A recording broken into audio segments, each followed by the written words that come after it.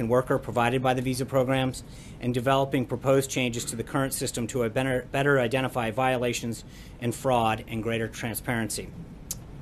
The president obviously was elected on a promise to prioritize the American worker, and his entire team here in the White House and throughout government is working hard in their respective areas to fulfill that.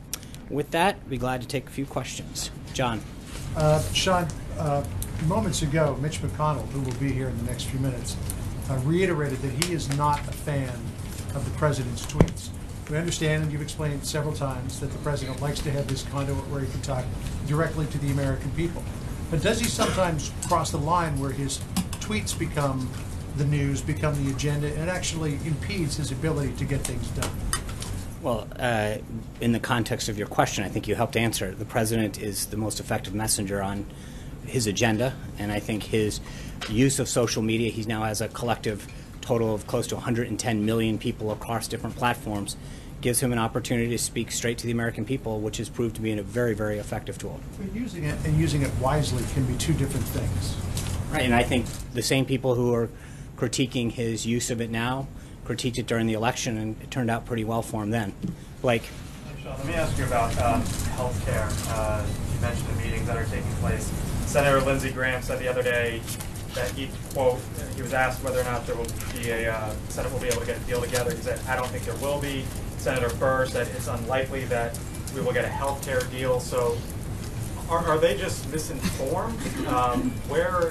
What's the difference between what Republican leadership in the White House is putting out and what some Republican senators are saying? They don't think a deal is possible at some point this year.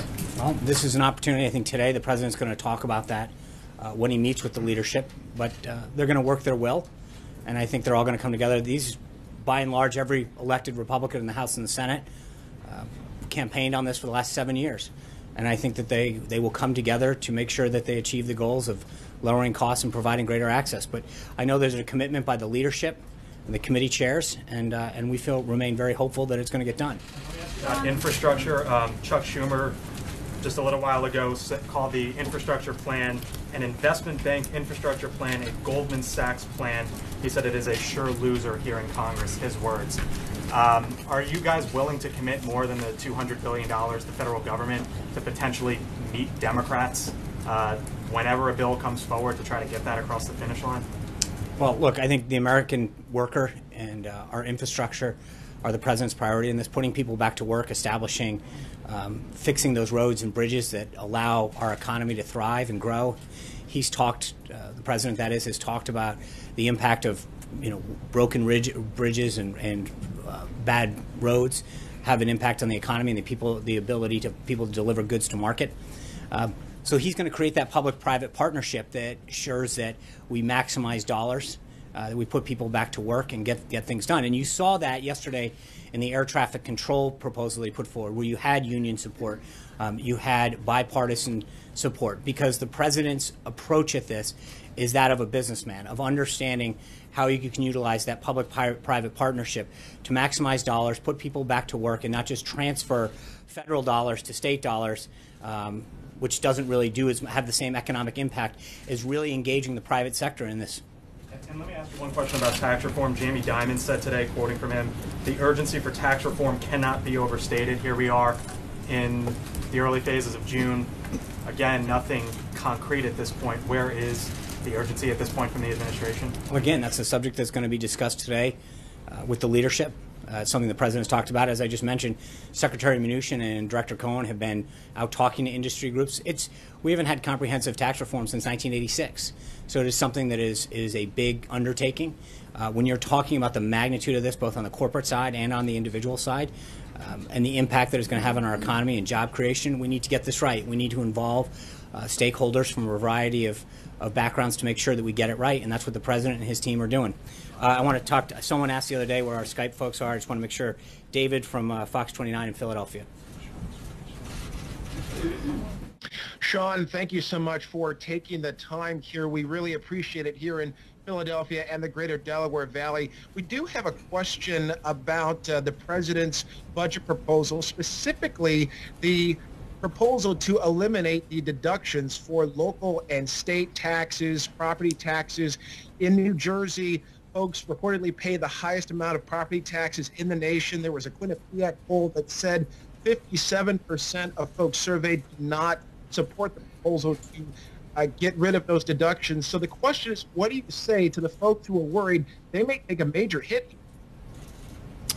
Well, David, thank you for asking. I think if you look at the principles outlined by Director Cohn and Secretary Mnuchin when they talked about the president's tax reform agenda, one of the principles was increasing the standard deduction. So for a middle-income family, you're talking about a doubling of that to $24,000. We estimate that about 95% of the folks that file now would not take individual deductions because of the increase, the large increase that would happen.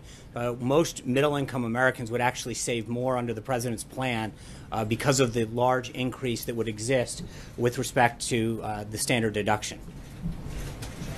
Blake, sorry. Thanks, Sean. Just moments ago, the U.S.-led coalition announced that they've struck pro-Assad regime forces in southern Syria. Has the president been briefed on this situation? He has. And a quick follow-up question on the president's tweets. Are President Trump's tweets considered official White House statements?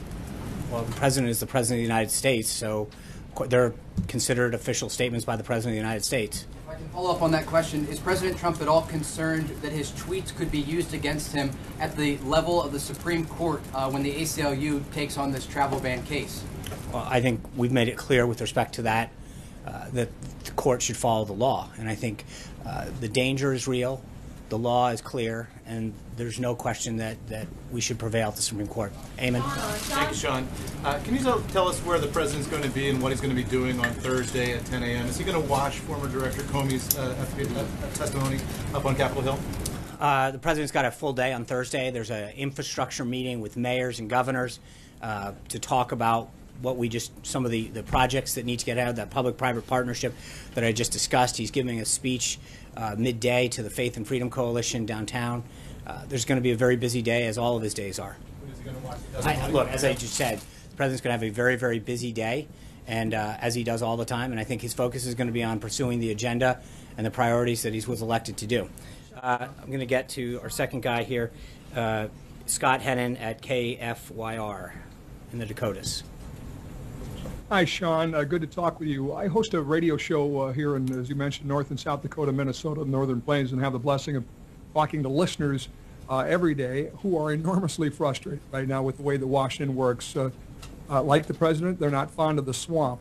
I'm curious if the infrastructure debate will be different. The president focusing on that. Our governor will be part of the governors and mayors that are coming on Thursday. Does he believe infrastructure is more than roads and bridges, like UAS and drones, autonomous vehicles, pipelines, broadband, flood protection, which is all creating jobs here right now? And will the infrastructure debate be better received there than the healthcare and tax reform debates have been so far? Might it be the chance you have to begin draining the swamp? Well, thanks for the question. As you know, your governor will be here on Thursday with a variety of other governors and mayors to talk about infrastructure. That'll be an opportunity for your governor to talk about the challenges that you guys face in the Dakotas. I know in North Dakota alone, there's several critical projects in both roads and bridges that need to get addressed, how the governor prioritizes them. But one of the issues that has been discussed with respect to the president's infrastructure plan is creating different pools of projects that allow for innovation, allow for prioritization. And so that will be something that, again, is in partnership with localities, with states, to figure out what their priorities are, what they can do to help raise the necessary funds, and really do